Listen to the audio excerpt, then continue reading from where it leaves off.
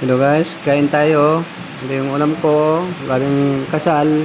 May kinasal dito ng barkada. Binigyan ako.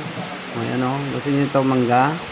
Ayan. Gusto niyo mangga o. Ito o. Ayan o. O. Yung mangga o. Ayan. Kain tayo ng mangga. Ayan. Binagatan ko na yung ano. O. Yan, kain tayo. Ang sarap. Ano? Wala no? Ito pa. Yan.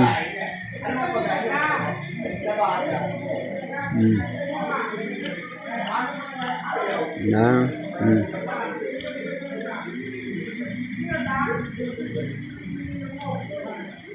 Kain tayo. Bye.